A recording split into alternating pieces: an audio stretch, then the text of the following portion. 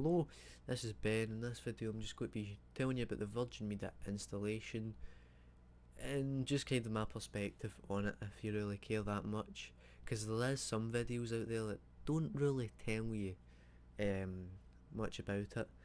So to paint the picture, less than 4 weeks ago I say, we're with BT and we've got their highest package that I get in my area, which is the 56. It's actually 50. The estimated speed, it says 56 to 70 and 19 upload. We got 50. Engineers came out because it was slow. It was starting to, sorry about that, it was slowing down, dropping, etc., and it sped up for a bit, and then it just no internet. So we changed. Now we phoned up Virgin Media because I did to see if I could get any cheaper deal. They said no, and I was actually quite happy with paying the deal that was on the website. That's for the M500 package, and it was £39. That's 36 upload and 350 download. So we phoned up, or I didn't phone up, we got on the website and we ordered it. We changed the phone number over, etc., and a few days later a van came out just like that, and they looked up. Now we didn't want to lift up the monoblock on the driveway, so what they said is they can run it down the side of the fence, and so they done that. But what they found out is the hole, there's a kinda, you may be able to see it in the picture just behind the guy in the black top, but there's like a trench down in the path and it's been put over. That's all of Virgin Media's cables. Sometimes it's water, I don't really know, but that's where the wire runs. But what we found out is they said that the hole was blocked, so they came out next day, and this is when these guys came out. So they came out and ran along the fence, and then just as they were going into the hole, another guy came and said, "This is them in the cable." Now you can see the black cable just on the path. I'm not too sure what that yellow thing is. I don't know if that's conduit or something for it to run down. Not too sure. And then this is, they actually had to put a hole in the path. A hole in the path. Because it was blocked for some reason. And this is them, another one. Proper hole in the path. So then they put this box up, and it's okay. I thought they would have lowered it down a little bit so it wasn't in the rough casting. You could say I'm a little bit annoyed that they didn't ask. I don't see why not. Why they couldn't have put it lower down. Just because if I ever change from Virgin Media, I'm going to have two holes in the rough casting. So, and that's a picture of it going into rough casting. It's not that big of a deal, but just with Sky, etc., they told me that there was going to be drilling in, but Sky have actually made a worse job than Virgin, or the Care people. So this is inside, so a thick cable coming in, coaxial I believe. We've only bought the broadband though. So once that was in, a week later, a guy came out, and there was already a hole in the wall for our old Sky I believe, and he put these two boxes in. Now what it was is the phone cable going to the room where the phone is, it was going, there was a random cable going to where that is. So what he done is he put a box in it, and I can easily plug it into the router. Now there is quite a lot of issues with the Virgin Media router where the signal is quite bad. So when all the walls in our house are mostly made of brick, some bits are the kind of hollow or whatever, I'm not too sure, I'm not a builder. Now I was quite surprised because a guy put it right in the corner, the router behind the couch, because this is in the corner and a couch goes in the corner. He said it would be fine in the corner, but wait, he didn't. It said on the Virgin Media advertisements that he would go around the house, double check that he got signal in all the rooms. He didn't. We didn't need to sign anything, which I was surprised about, because it said in the Virgin Media prepare for your install. He was quite clumsy, the engineer that came out. He was nice, don't get me wrong, but banging stuff, he marked a few of the tables. I've only got one table, but he marked that. But I was more annoyed that he stapled the wire against the wall, and it was right in the corner, as far as you can get in the corner. And then he moved the couch over as it was before, and we couldn't even get the Wi-Fi upstairs. So we pulled it out and sat it there. Later we moved it up on top of that little shelf bit. Um, this here is it's quite a bad picture, but this is the bit where the cable actually goes. It runs under the path, and then under that little hole, the door or whatever, and into that green box. And that's pretty much it. So I didn't want to make the video as soon as I got the broadband in because I'm not too sure if it was good. But so far we've had it a week. The first 2 days it was off and on. It kept kicking us off. But I believe that was just because it was brand new. Other than that, the Virgin Media broadband's actually been quite good. We're getting the expected speeds, and I'm quite happy about it. So give me a wee second. I just got to show you another wee picture. So this is, do you know, this was in front of my house for years, and I haven't actually noticed it. But quite a lot of people wondering where the cable comes from, and some people have thought it just coming through the path, like a wee hole in the path. But this is a cap, and it goes through into that big main kind of trench that was in the path that I showed you. They kind of did leave a bad mess of the path, the Kia company, not Virgin Media, because the path was flat. You kind of can see it in a few of these pictures. Something like that, it was flat. Just give me a second. Like, kind of flat, but now it's like rough stone. I'm not too sure what it's called. I can't find a picture of it, but the path kind of is a mess. It's not as it was before.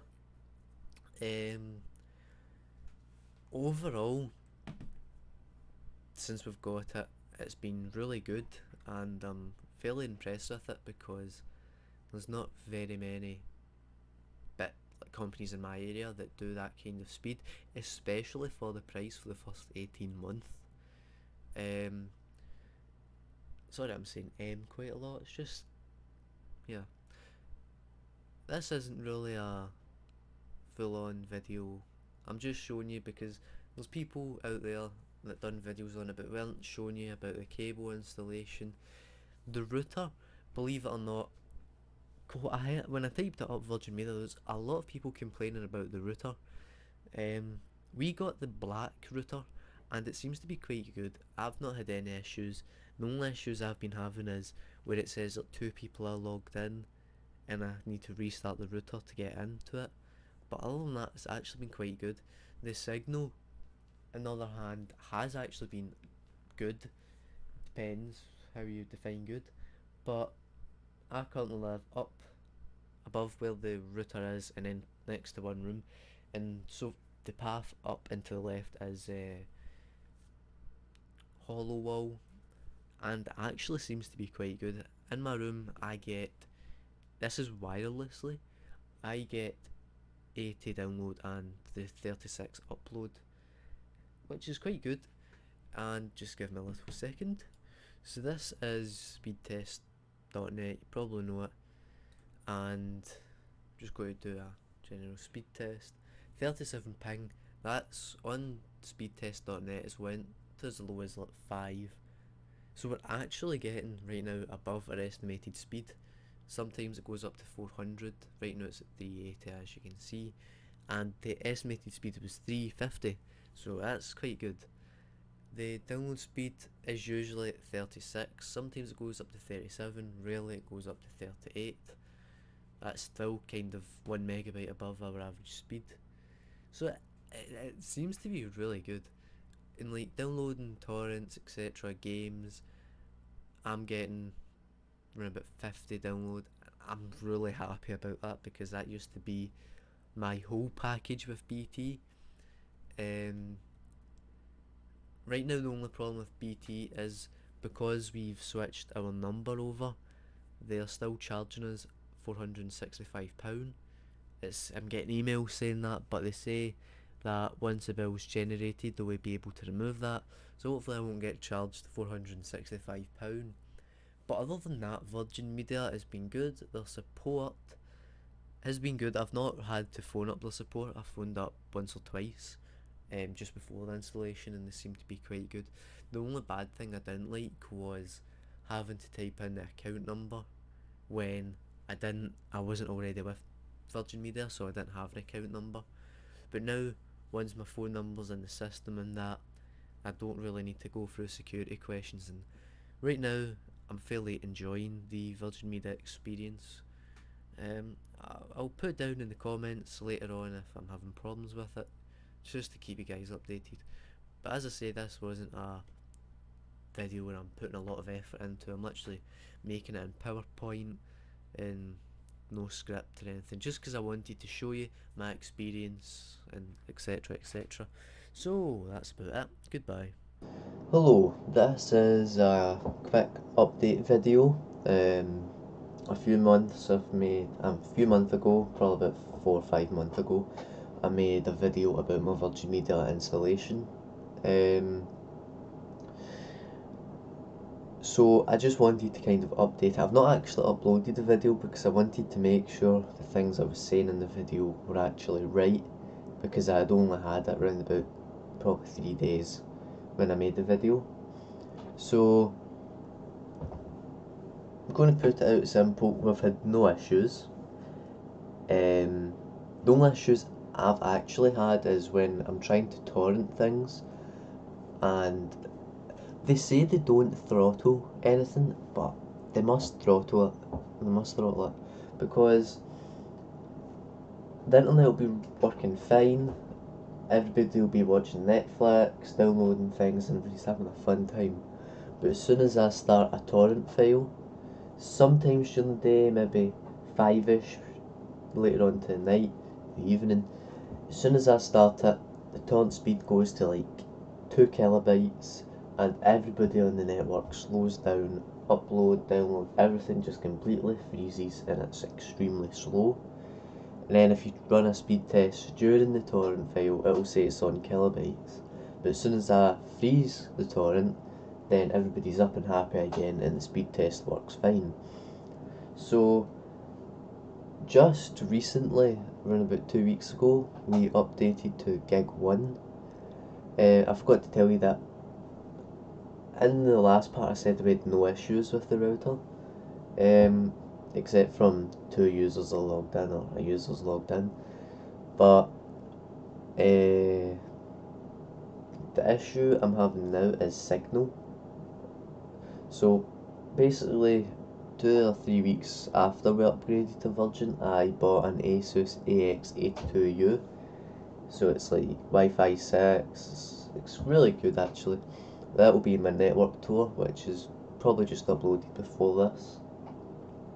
So yeah, we've upgraded to Gig1 for £64 a month. That's including talk weekends, which I'm not too sure it actually is. I thought it was you got free calls on the weekends, but I made a call on the weekend and it charged me 32p for like less than a minute. So I'm a little bit confused by that. Yeah, so we've upgraded to Gig1. It was a £35 activation fee in air quotations, because it's probably just you paying for the postage of the new router and partly the router, even though you still have to return that after your contract ends.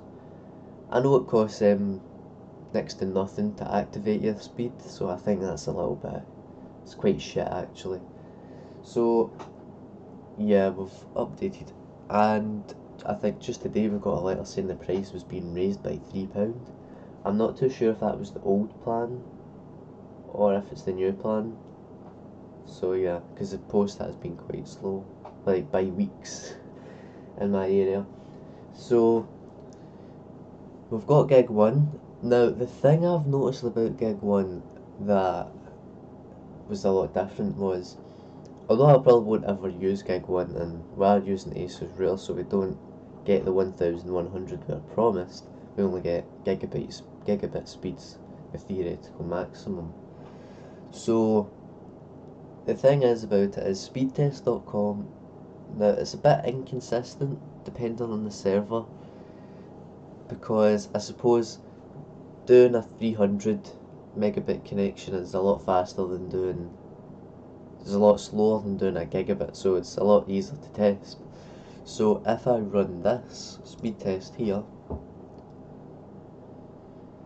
31 ping is actually what I got before. So as you see, it shoots up to 500, which is what I'd done after the couple of weeks of AdVerge, and I upgraded it to the M500.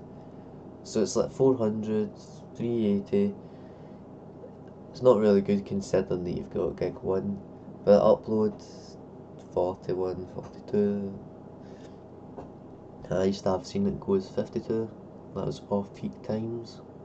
It's really just kind of the extra upload boost that I needed. It's 51, I'm happy with that. It's the upload that's kind of shit. So, say you go to Douglas, the server, and then you run it here, 34 ping, 200. It just kind of depends, because sometimes it's like, it'll go up to like gigabit speeds. I probably am getting the gigabit speeds, but the speedtest.com isn't really fast enough, so it's giving me those kind of false readings. Give me a wee second. So it says like finding optimal and it says Erling, but I think this one here I've had some luck with getting the gigabit speeds. Turns out not. So what I've just been kind of doing is like trying different servers, different speed tests. So that's 260. One that I thought was good was the Sam Knows speed test, speedtest.samknows.com. 250, that's not really good, but I think it is because it's a gigabit speed. So if we go into here, let's say 26, download 550, then again I think we are in our like maximum kind of peak times. I mean, so for 52, pretty decent.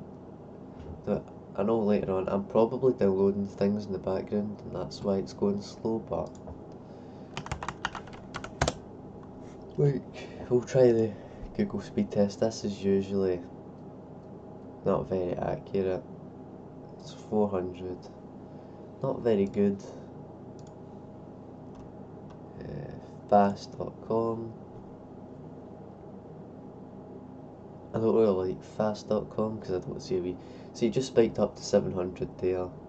So what I do believe is the actual servers that we're connecting to that aren't fast enough for Wi-Fi.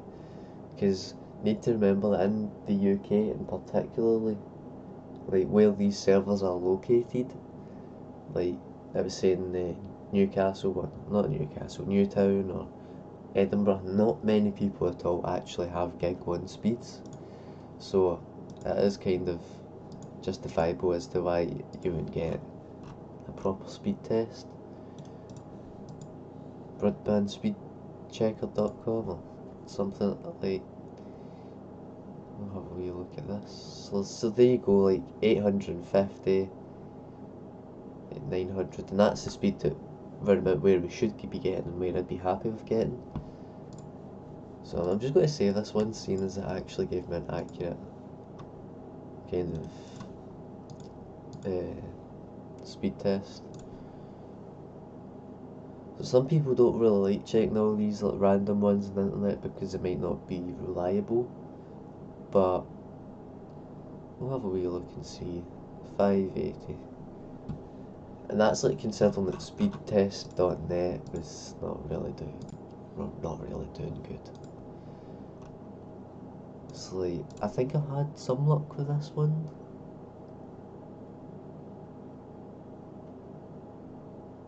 And I think too, speedtest.net will be getting hit hard right now, seeing as it's popular in the day. So yeah, pretty much. I've had a good experience with it. I'm not too happy about the speedtest.net not being able to like register it, but I do kind of run active tests on different kind of speed test checkers, and that is kind of the speed that I do get. So overall, I'm happy with it. Not too happy if the prices raise an extra £3 because I've just took out that contract for £64. So I think that's quite shit if they can just change the prices all willy nilly. So yeah.